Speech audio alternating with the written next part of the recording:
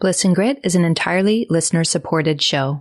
Supporting us is also designed to support you through keeping the episodes rolling, but also through rewards for your donation, like a Getting Started guide, a private forum, and downloadable meditations. To become a supporting member, you can visit patreon.com/blissandgrit.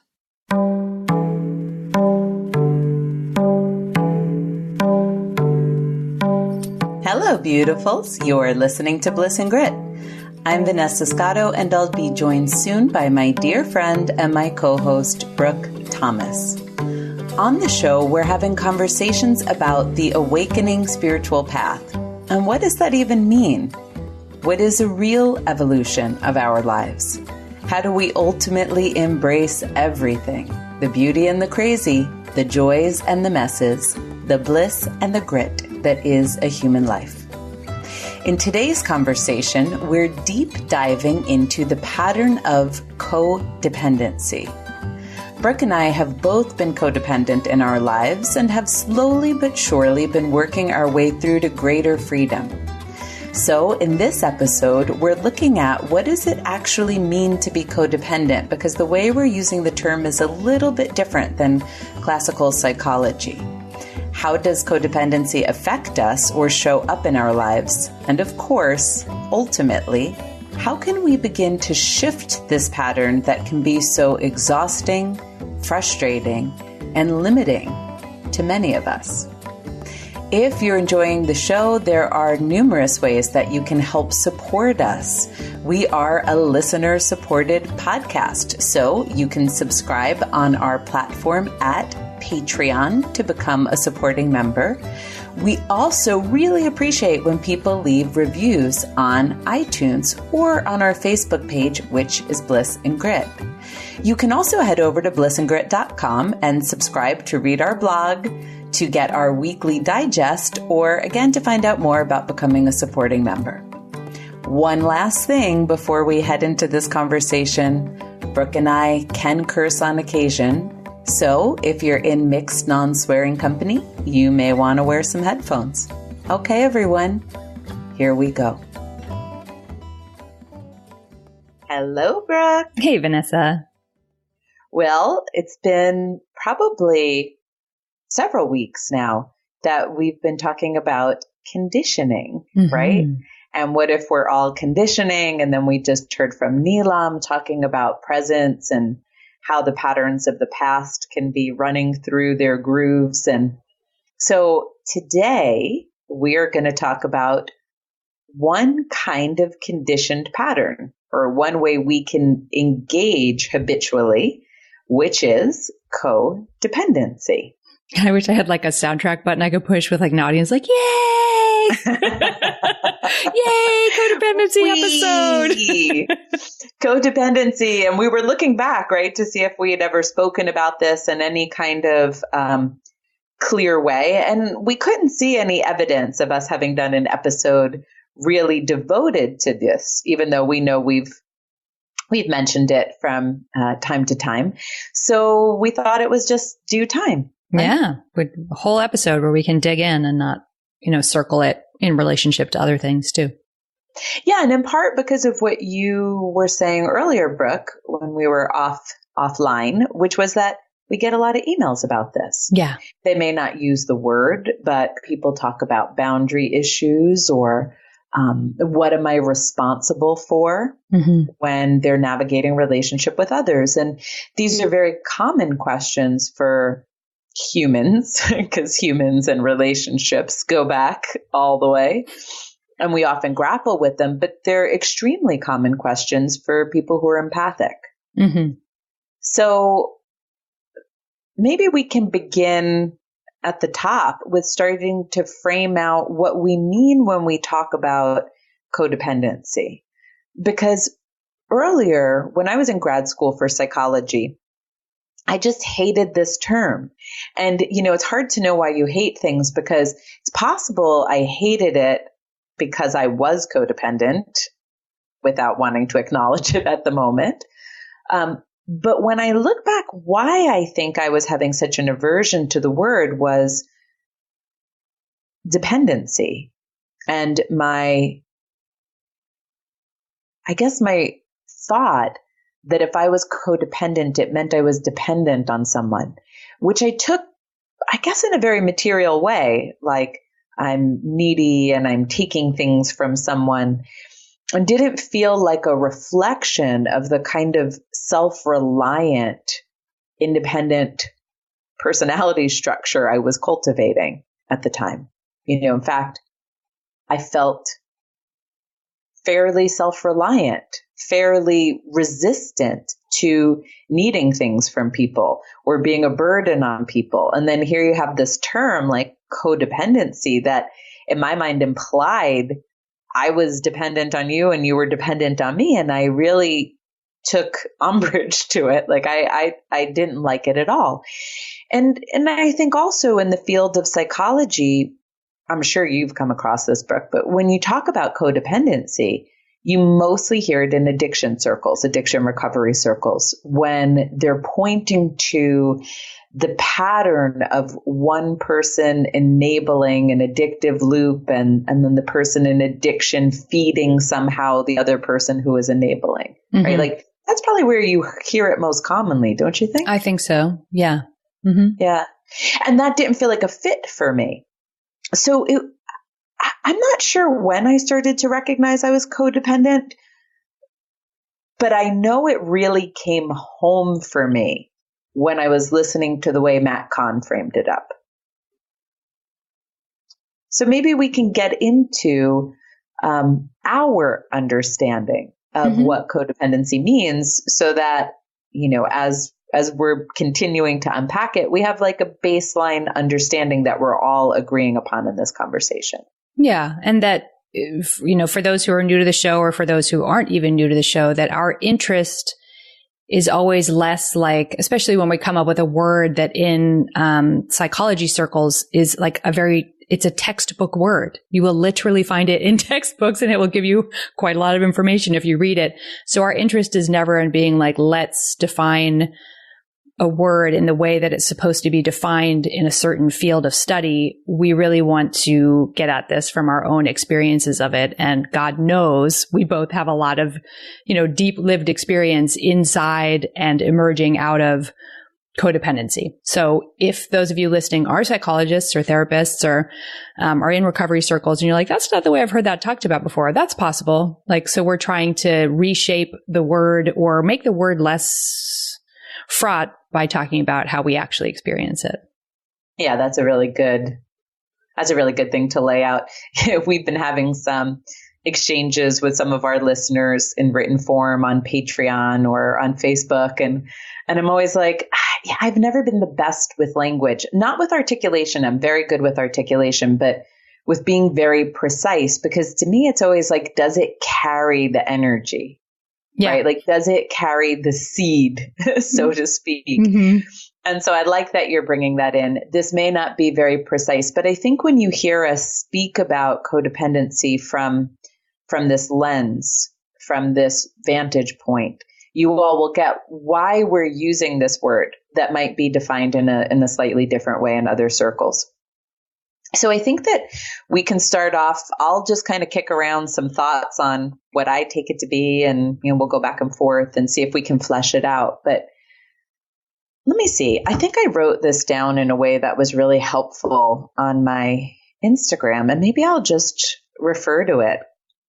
Okay, let's see. I said, put simply to me, codependency means that, quote, I can't feel happy when others around me aren't. It means, quote, I can't be exactly who I am if I think it will hurt or bother someone. It means I feel responsible for others' well-being. It often also means worry, anxiety, frustration, exhaustion, and self-doubt. So part of why I wrote that was, this has been the story of my life, and it's not uncommon for empaths, and it's not uncommon for people who were raised in collectivistic cultures where the family comes first, right? The family before the individual, where sort of baked into the idea of relationship is you don't threaten the family system with your individual experience. Mm-hmm. And so when I get really close to this concept or the context that we're laying out right now of codependency, it's almost like who I show up to be in a certain moment depends. It depends on where you're at. If you're not happy, I don't want to be happy and upset you. If you're sad, maybe I'll adjust my vibration and be sad with you so you don't feel alone and I can mirror you in that. I don't want to ruffle your feathers. I don't want to have needs that you can't tolerate, right? I don't want to threaten anyone, upset anyone, hurt anyone, lose anyone. So it's this how I show up, how I allow myself to show up has a dependency in some regard on who I'm around and what their needs are and what they're going through. So maybe we could just start riffing off of that a little bit. Yeah. And excuse my cough. You're describing perfectly, what I discovered in myself many years ago is that I had lived my whole life in this very energetic and emotional contortionism, which is like if you've been conditioned to be codependent, which many of us have. So it's not a rare thing. We're talking about a very normal part of the human condition in our culture, that there's this way that you always need to, that you automatically contort yourself and your own experience for the others around you. And there is this mechanism of control embedded in that on both sides. So inside the self, it's, I can save them, fix them, deliver happiness to them, deliver an aha to them, deliver awareness to them if so we're controlling ourselves, so in the case of somebody's in a very, very, angry mood and you're in a very joyful mood and you enter the room and you feel a wall of angry. Now, I'm not saying you're going to be, completely oblivious and just skip around the dining room table and be like, I don't know what you're in a, twist about.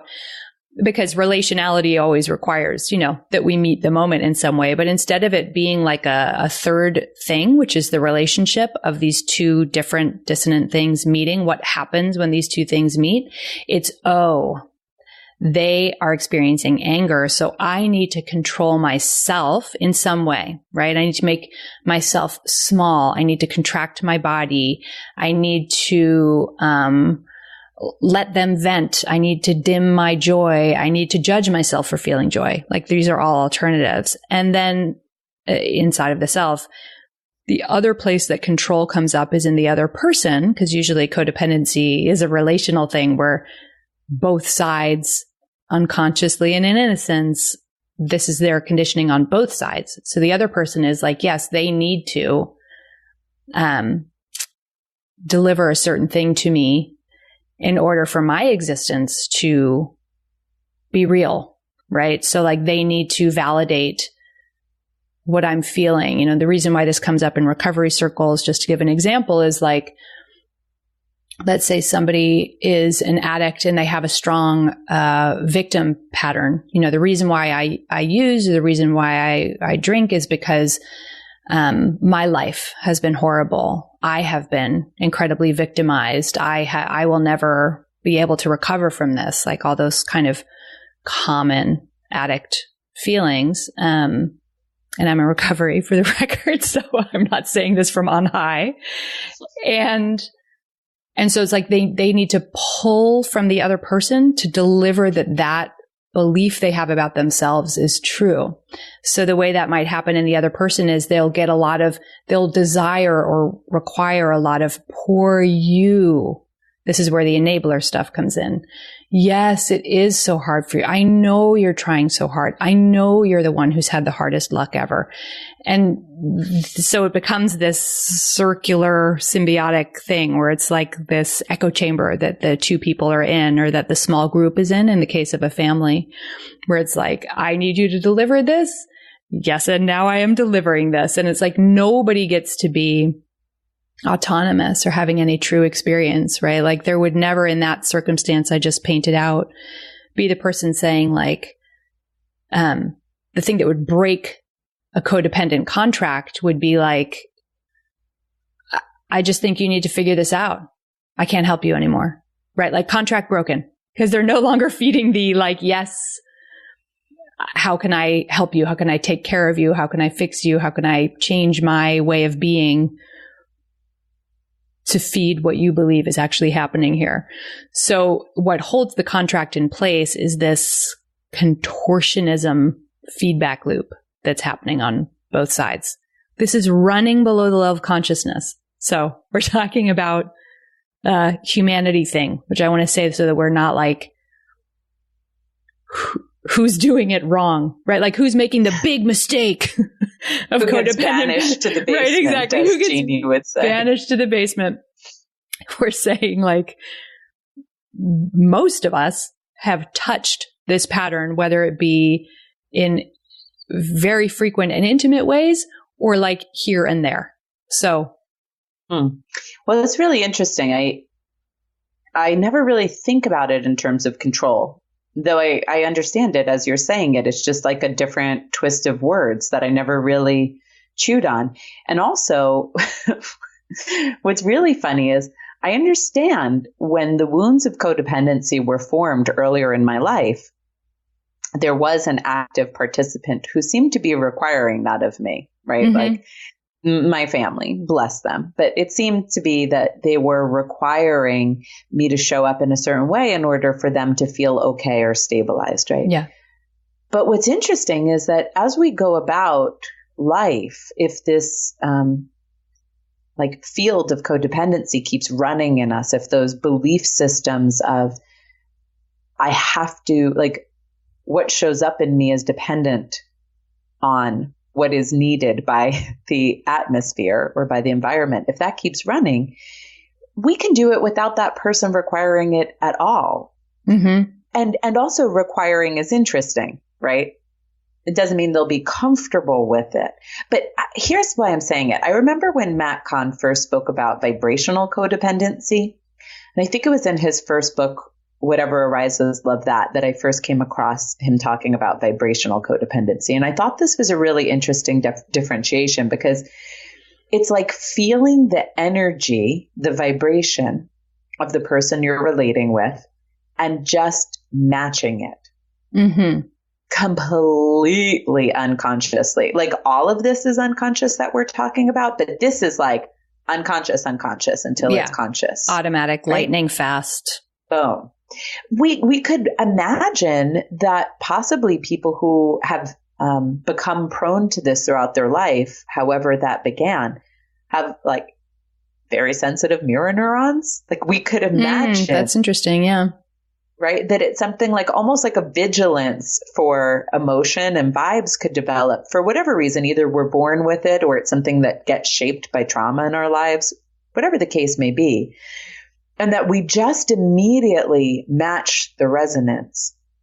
Now, you could see why somebody's survival system would think to do that.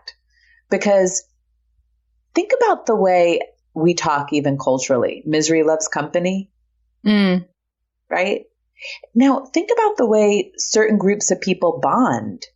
They bond over complaining. Right? Or, if they're sad and you're happy, it can feel like an offense to their system. There's a lot of envy in the human survival system, right? So it's like you can't push someone's button of envy. I used to watch people early on my whole life. I've always just been an observer of myself and others in the human condition. And let's say somebody wasn't in a relationship and then one of their friends got in one. And it would be like ouchy for them to hear about it, right? Now that's just true. It just was ouchy for them to hear about it because something very real was arriving for them. But if the person who just got into a new relationship was empathic enough to sense that, what would they do? Well, perhaps they wouldn't talk about it ever. Or perhaps they would only talk about the problems they had in their new relationship, right? Or perhaps, and you can keep filling in the blanks, right? It can go in all sorts of directions, but vibrational codependency is very interesting to look at because it's pre-verbal. It's pre all of this. It's like mommy's upset, vibrate like mommy, right? Daddy's upset, vibrate like daddy. Like it is just a basic empathy, a basic mirroring. But you can see how over time we can start to turn that into a survival structure.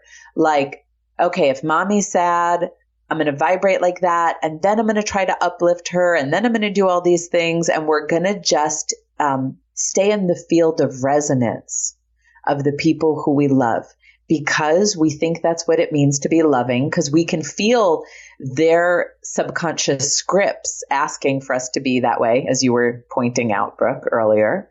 And so we think, okay, we'll fill that in. And then also, in innocence, we feel like, well, if we were to fill the role they're looking for, they could be happy. And if they could be happy, they'll stop vibrating in that really kind of like staccato anxiety vibration, for example. And then I will finally get to be at peace and I will finally relate to them because I don't know how to find a sense of peace and stability within my own nervous system as long as somebody else is in, let's say, an excitation or a depression. Yeah, this is like crucial stuff because if it's about, so it's very normal and I would say healthy to desire the ability to feel safe and open and contented in your environment. And so if the pre-conscious movement is, if I mirror them, or, then this uncomfortable feeling will go away. Like if I deliver to them, like, you're so sad. Yes, I see that you're so sad. How can I help? How can I serve you in your sadness? Then the sadness will go away. Sad. Life is sad. Yes, it is sad. There's this idea that will break the uncomfortable sensation, as you're pointing to. But if we understand instead that it is the hungry ghost pattern, it's the bottomless hole, because it's based on, to bring up another one of my favorite things, object consciousness, right? Like if we're in object consciousness where we unconsciously believe that we're a certain kind of object and other people believe they're certain kinds of objects. So like in the case of the, sad, nothing ever goes my way, I'm a victim object, they believe that they are that their life is that, and that is true in that moment, like with the reality that we all fluctuate and have different days and moments. But in this moment that we're giving as an example. And so if what their ego needs is, please feed me the food that says, I am this object, then we go, okay, here's the food, here's your sad cake, which the food in this case is that we are matching their vibration. All we're doing is feeding the hungry ghosts. Hungry ghosts never get full. Hungry ghosts just consume. And so the pattern never gets broken. It just gets more ingrained, which is like really helpful to know. And I know this was extremely helpful for me. I grew up in a family of origin. My parents are delightful human beings who've been sober 25 years, but they got sober when I was 16. So, and I was the oldest and took care of my brother a lot. So this was like a lot of the pattern in the household, which then just became my way of being. I was a very codependent person. So not surprisingly, I was also prone to, I had lots of very normal relationships with healthy people. Fortunately, my ex-husband was one of those. But then I also had a couple of abusive relationships because abusive relationships require a codependent pattern. And there was a moment in my adult life where I could finally see this hungry ghost pattern. Like, it doesn't matter. It doesn't matter how much I feed this pattern, the exact food that it's asking of me. I can feed it this food all day long. I can shovel it in. And when I say food, again, what I mean is match the vibration and like agree with it and say, yes, it is this way. How can I help? And like contort myself. Like, how can I support and help this? It will never be full. Like when you really have that land in your being experientially, like this will never stop pulling for this food, this pattern, that's when codependency can break. Because then it's like, oh, well, the alternative is to just not believe that it's true, that I need to keep delivering this kind of belief system back to them in this echo chamber of like, how do I take care? How do I match your vibration? How do I behave, feel, act, believe in ways that don't threaten your way of seeing the world and what you want to receive back from me? And so I'm passing that on because that was like really, really helpful to see the futility of this thing that I was doing in innocence, totally just out of conditioning. You know, what I had been told was normal as a way to behave. And even if they were to feel better for some period of time, it's not necessarily for their highest, like nothing's really healing for them. They're not experiencing any more freedom from this, and nor are you. Let's get really subtle if we can, because obviously we all know that empathy is a beautiful thing. And that sometimes if someone's sad, I am sad with them. Yeah. Right. And that we hold space for their beautiful hearts. Yeah. Yeah. And we hold space for them. Like when someone grieves, I grieve with them sometimes. Right. So we can understand that there's a beauty and a goodness and a rightness to empathy. So then exactly what are we talking about? We can even start to get to other emotions. It's like, well, if someone's afraid, does it help if I'm afraid with them? I don't know so much. No, actually, that's one emotion. I don't know if it actually helps. But if someone's angry, I may get angry with them, right? Like, so we can see how that helps. So then what are we talking about? So what comes to my mind is Judith Blackstone. And I hope I don't confuse this more, but this is subtle shit and y'all are subtle listeners. And so let's just go there. Okay. When we learned Judith Blackstone's work, which is called The Realization Process, and we will be interviewing her again in a month, but you all can go back and there's an earlier interview Brooke did with her on the liberated body that we shared. But when we were working with Judith Blackstone, who is very gifted at helping you experience yourself as the subtle field of fundamental consciousness. You can call it awake awareness. It's subtler than energy, but you can relate with it on a similar level. She would talk about how oftentimes to feel people's feelings, it's like as if you left your own body, right? Like I almost like disavow my feelings to go into your field of experience. That it could almost be like that, at least with some patterns. That was the one that was happening, I think, with me the most.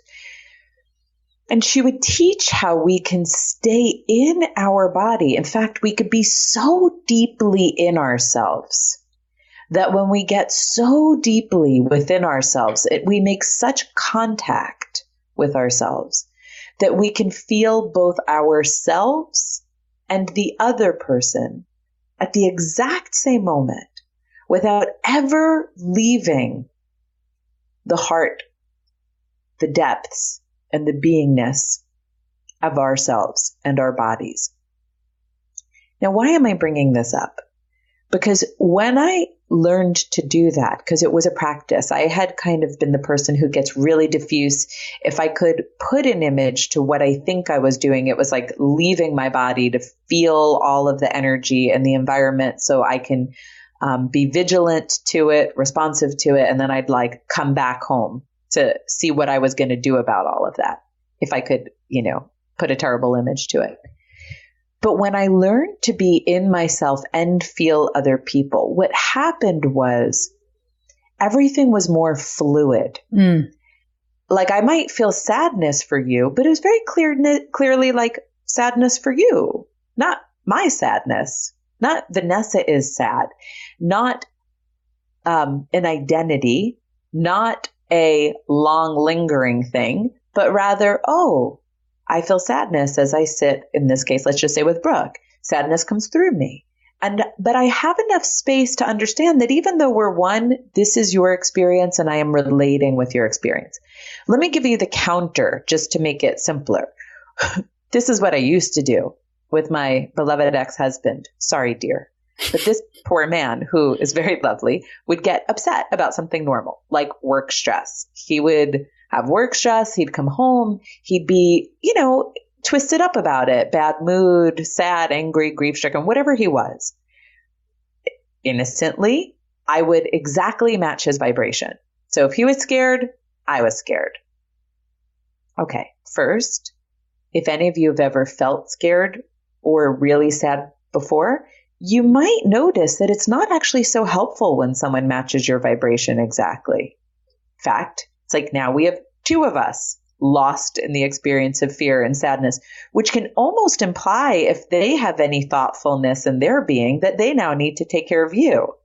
Hello, my mom. Hello. Most of our moms, for those of us who are in our generation anyway, that was like the way you got to be female.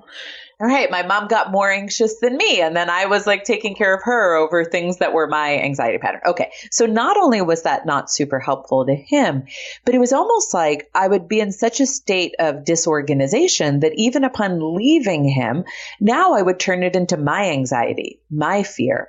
And then I would start to wonder where I got this from. And I would start to tell stories about why I'm anxious and why I'm scared. And the whole thing would become personalized. And it would become something that Vanessa was struggling with. There was no distance, no space. And then I would go down a rabbit hole of all of the conditioning and trauma I was exposed to, right? Whether it was because I made it about something that happened in my life in the past, or like you start to feel like, why do I always have to take care of people, right? Which is, hello, my old conditioning, not reality, right? Mm-hmm. So I know that might have added some confusion, but maybe, Brooke, you can help fill in some blanks. I'm trying to differentiate between being a really sweet, empathetic person and being caught in a pattern of codependency. I think it doesn't add more confusion. I'm so glad you brought it in because I think it's like a super important clarification. And, had my talking gone unchecked by what you just brought in, it would be easy to believe that like the remedy, because right, like we're always going to inside ourselves be like, okay, well, how do I make it better? Right. Okay. So the remedy must be that we're all just like, I see you're suffering. Good luck, asshole. Yeah, I don't give a shit. That's your problem. That does feel shitty, but I feel great, which is not what I'm describing. Yep. At all. And actually what's fascinating about this and the subtlety and the nuance of this is that what heals this pattern is the genuine ability to be with another, which is what you're describing. Merged with another. Like in the realization process, what you walked us through that you were able to learn and what that whole process is for is like, how do we really be in ourselves? I mean, the actual sensation of being in ourselves and in the world at the same time. So if we live in a world of duality, usually to be with another in a dualistic world means I need to abandon myself. I need to go over there, or to be with myself, to take care of myself. It means I need to abandon the other. So we're talking about this vast, juicy, nuanced middle place where we're learning how to genuinely be with the self and others at the same time. And when we can do that, codependency can't take hold. It's like having Velcro where both sides are the soft, fuzzy side. Like they're not going to stick. There's nothing to hook in. It's just relating. And there will be some people who their conditioning is so dense that for whatever reason in their path, they can't not be abusive, or they can't not be lost in their addictive pattern or their victim martyr story or whatever, or they can't not just simply be triggered every fucking time we come around. And in that case, like, yes, sometimes bonds need to break, relationships need to end. But we're not turning our back on the world and every relationship or any hard emotion.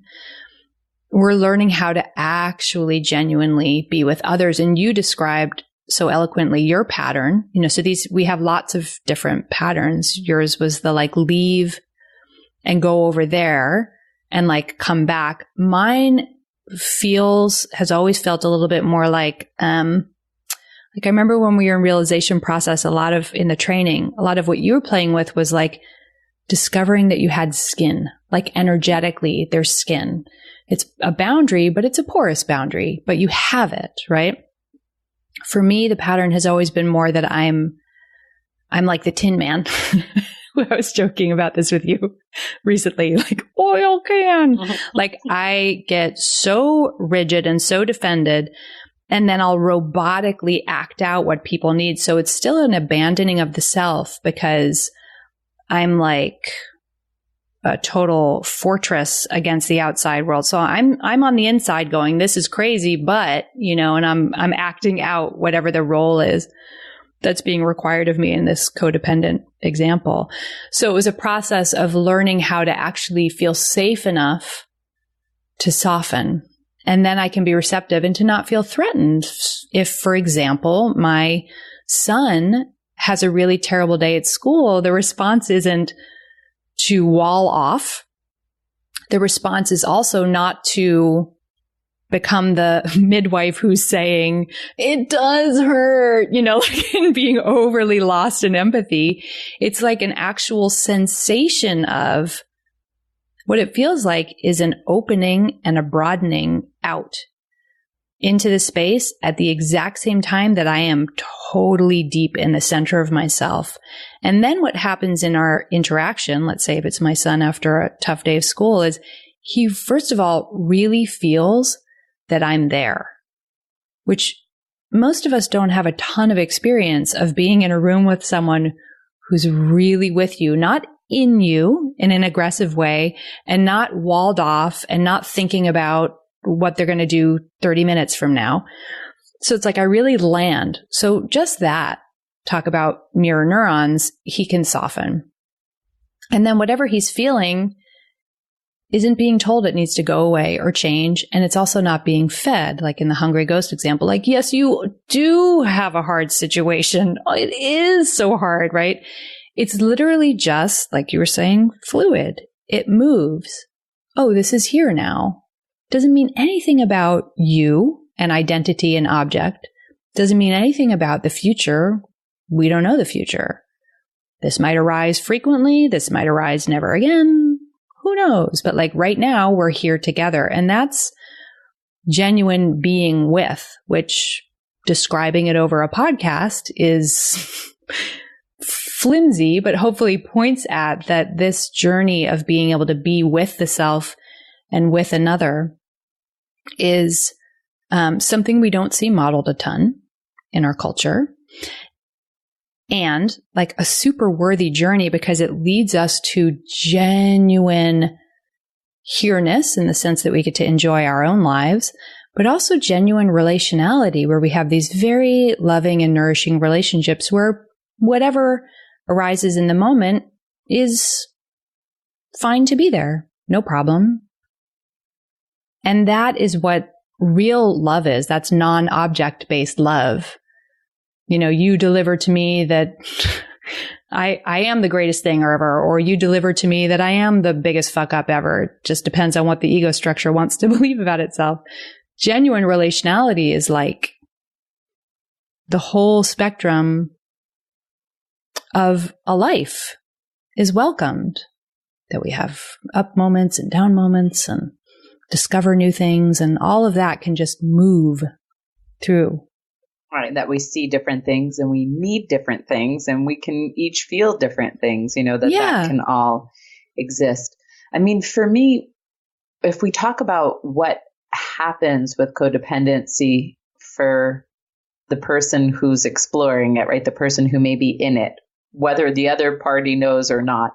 But if we look at what are the signs of it, it is, for me, it was anyway, exhaustion. So feeling really exhausted by people, Well, of course I feel exhausted by people if I am tossed about depending on their mood.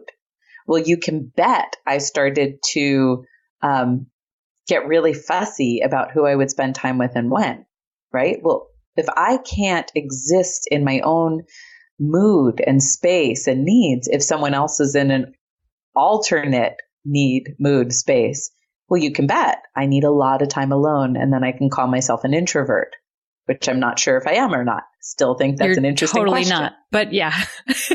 Well, I still think I require quite a lot of time alone. I can work from home alone, Mm-hmm. and that's True. not very common for extroverts. True. So, but I still don't even know if any of that is totally makes sense, or if the spectrum is broader and we just have people issues. But regardless, right. That's next that's episode. just an ongoing point of interest for me. But you get exhausted by people. You feel obligated a lot. You feel responsible. You feel like you have to fix something, but you don't know how. You feel like you have to help people. But it's not this beautiful, oh, I want to be of service, man. Like, it's not this calm thing. It's like when I was stuck in codependency, I was codependent with my clients, I suppose, is a fair way to say it. Certainly codependent with life. It was like I was obligated to help people. That's what good people do. That's what I had to do to earn the right to exist here. And then showing up with people in the space of my profession was exhausting. Mm-hmm. It exhausted me. I was obligated. And then your mind races like, how can I fix them? How can I help them? How can I find that one salient, important point? Did I do enough for them today? Right? And we do this all of the time. It just takes a little bit of self-reflection. And my clients are saying it. I know you're all thinking it. Brooke and you and I do it. It just takes a little self-reflection before you see that you constantly feel like you have to help somebody fix themselves, mm-hmm. solve their problem, get out of pain. Well, one, how beautiful. You're very nice people. I'm a very nice person. So are you. We really, truly hate to see others suffer.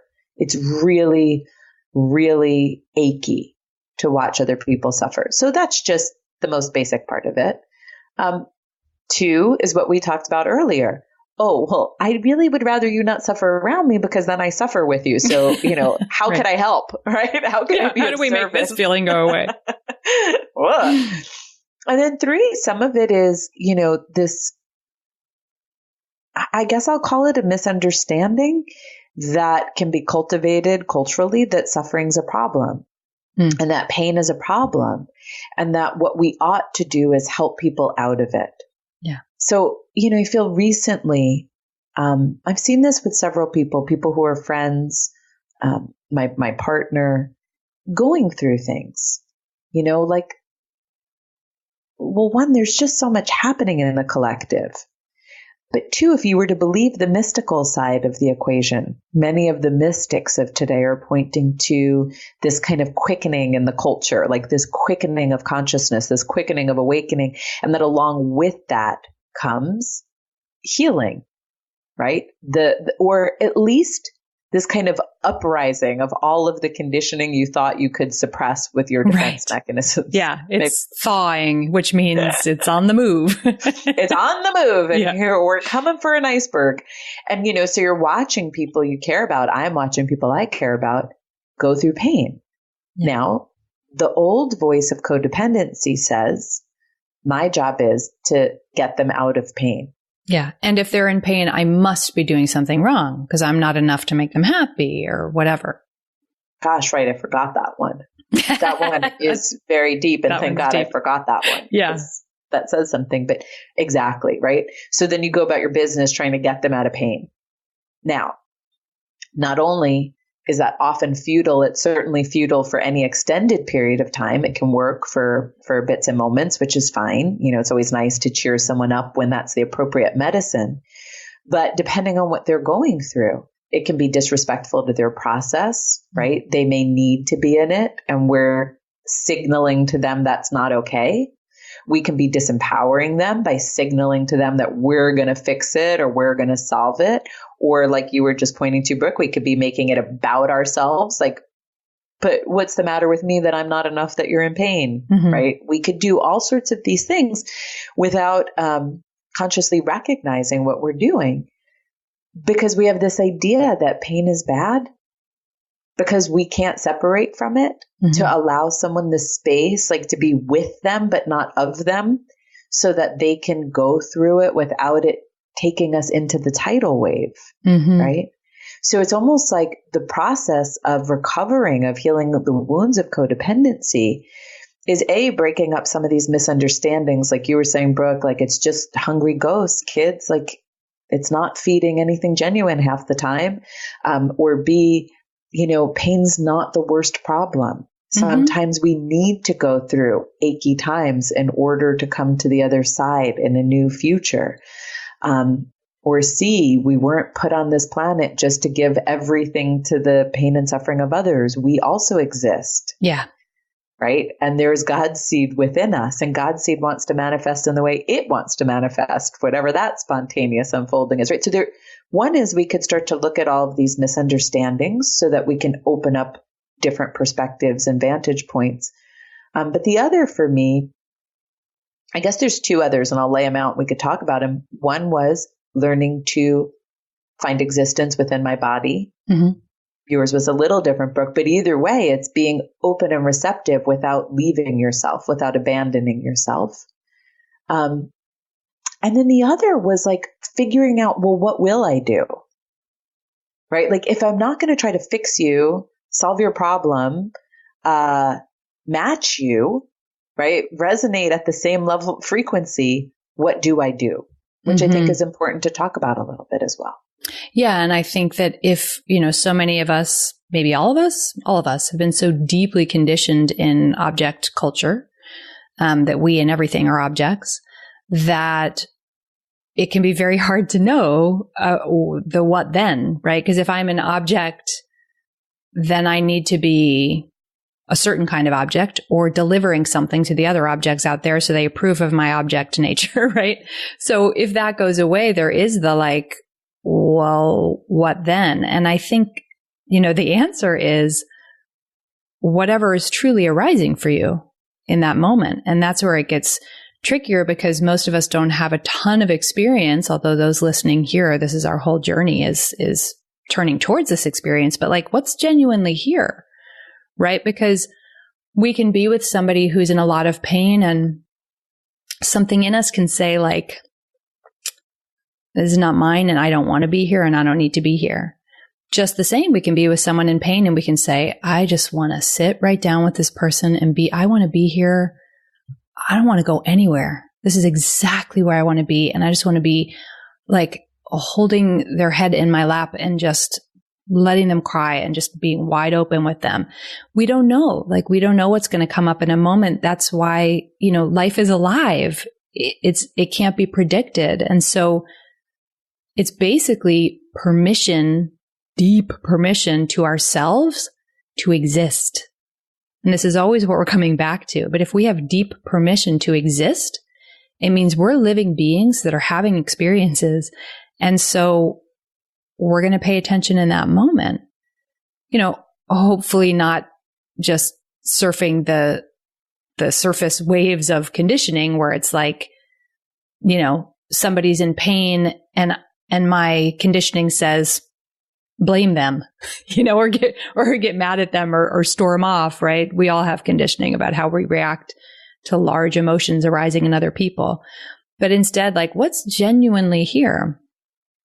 What really feels like the right thing that's coming up? And this is why it's so tricky, is because it just escapes the whole, two-step blueprint to perfect relating and perfect happiness formula. It's not a formula. It's an inner journey, and it's an outer relational journey. Perhaps Neelam's sharings last week can help refine this a little bit, because as she was saying, if you can't be present, you can't have discernment. Right. So that's the rub, right? That's the rub for us. It's like, sure, if we can't seem to tolerate being present, and this can be especially true if you have some of this codependency patterning running, where when someone hurts, you hurt. So it's like hard to be really present, but regardless, if we can't be present, we can't discern. And then the conditioning kind of runs it. So then what I found in my past is it's like almost what you and I were trying to sketch out. Like, okay, so it's not my job to fix anyone's problem. So then I'll do nothing about it. Right. This is duality. It's always going to ping to the opposite end of the spectrum. Right. All the same conditioning, the very same conditioning being pulled through the same circuit. Right. Yeah. And so, these are some beautiful, subtle pointers towards more freedom, towards greater freedom, so that we can show up and exist. Mm-hmm. And for now, I think I've gotten actually tremendously better. I mean, it was actually really nice to watch my husband have, some pain and feelings arise, and to, in retrospect, see, I didn't do any of the things I did in the past. Mm-hmm. Amazing, right? And that was just available. I didn't try to do things differently. It was just what was up, right? So we all can get greater and greater levels of freedom around this. But in the meantime, the thing I remind myself of, because if you're a practitioner, this comes up in practice. Am I helping my clients enough? Am I being good enough? Am I saying the right thing, doing the right thing? If you're in a love affair, it comes up there. If not, if you have a family, that it might be showing up in that domain, just right? So I heard Matt Kahn say something recently, and I can't remember what talk. I'm sorry. I think it was something about breaking free of victimhood. If I can find it, I'll share it, but I don't really remember which one it was. But he was saying something to the effect of that the only real thing we can do is just let someone know they're not alone. And I was like, yeah, blammo. Like, that's the ticket, man. I mean, I wish I could do people's journeys for them sometimes. I wish I could do my journey better sometimes. But sure. I wish I could do people's journeys for them. But we can't. Mm-hmm. And I don't understand it all. I don't have all the mystical answers, and I don't know what we're here for. I really don't. And I don't know why people suffer. I really don't. I have ideas, but I don't know. But what I do know is that we can't fix it for them. Mm-hmm. I know that we can't really take on their journey. I know that's never worked. I know that feeding people's circular conditioning loops, the hungry ghosts that you were talking about, Brooke, I know that doesn't help. That's never really helped. Maybe for a short time to earn trust, to build a rapport, but it's not a solution. So then it's like, well, what has ever helped? Well, why is this show helpful? Right. Yeah, we throw out a bunch of nice ideas and we share experiences, but why does that help? So that we're not alone in this. Why do we like it? Because we get to connect with listeners. We're not alone. You all are not alone. We're all together. So that to me was a tremendous amount of comfort. And it's like, what can we give? We can give love, but love in the service of them knowing like, hey man, I'm right here. Like, yeah, human, huh? Mercy, right? Yeah. This whole journey, and don't discredit how big that is. And you don't have to match someone's frequency to let them know they're not alone. I want to give one last example of this personally. You can give as many as you want, Brooke, but this is just occurring to my mind. You and I have mentioned before the book Wired for Joy. So in this book, Wired for Joy, the way that the neuroscientists kind of break down this conversation is that they say we have these different brain states. And I might be misquoting this slightly, but y'all can look up the book and get a better understanding. But there's 5 of them. The number 1 is like transcendent. We are all God. It is really the most blissful state. And then number 5 being, I am in hell. I am in despair. I am totally alone. I am utterly alone, and I can't feel anyone. I can't actually feel anyone. And if any of you have been in a state like this, or if you've been around someone like this, it will feel a little perplexing because people will be there going, I love you, and nothing is felt. Yeah. There's like zero connection, right? And in between, there are other states, 3 being like functional, 2 being, yeah, man, pretty good, and 4 being also a pretty low, still despair-filled kind of state, but with a little more contact. Okay.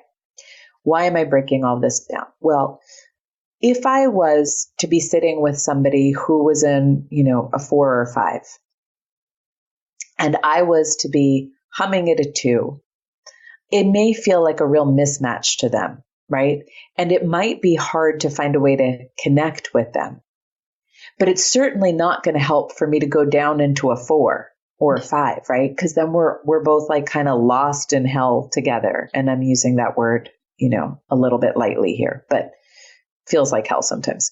So we'll be lost in it together. So I always feel like when you're with someone, it's almost like when we were talking about the fundamental consciousness and the Judith example, it's like, can I stay in my body, but also meet you in yours? Yeah. It's almost like I don't leave the 2 or 1 state I'm in. Mm-hmm. And yet at the very same time, I'm walking down the stairs to meet you in 4 or 5. Yeah. And then I'm taking your hand and I'm going, I'm here. I get it. I get it. And sometimes we do have to mirror, ooh, that does hurt, doesn't it? I get it. But even as I'm doing it, I'm starting to slowly help you walk up a step or 2, right? And that love does that tenderness that you were saying, Brooke Neelam talked about tenderness is transcendence at the end of our episode last week. That tenderness starts to naturally invite someone to climb a little, right? That not aloneness. And then they can feel you, but it's like, I kind of do sense like I have to come to where you are a little bit, but it's not like I'm forgetting where my starting place was. Yeah. Right? It's not like I'm abandoning where I really am, but I am going to come and meet you so we can be there together and you can feel me. And then we can slowly ascend a little bit, as much as someone can in any given moment based on capacity. Yeah. Does that make sense? Yeah. It's like we're not abandoning our own sovereignty, and we're not abandoning other people's sovereignty either. We're saying that we can be with them and we have complete faith that their life is their life and that they have total capacity to live it, whatever that looks like. We don't know what that's going to be. And that our life is our life, that everyone's existence has merit and we can meet each other without having to mirror. We can be without having to sort of play the echo chamber feedback loop with one another. Take on the state of. Yeah.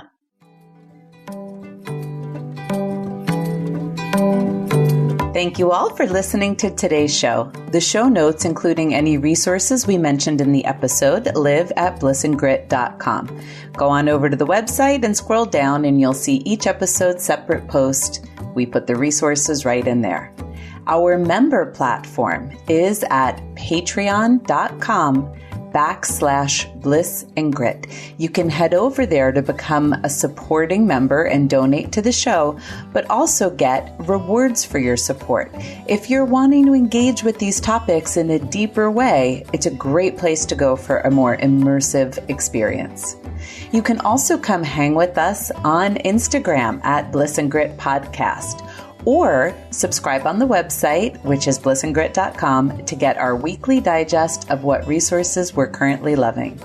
We are so grateful for all the reviews so many of you have written, for the membership support that so many of you are providing on Patreon, and for all of the notes that you send.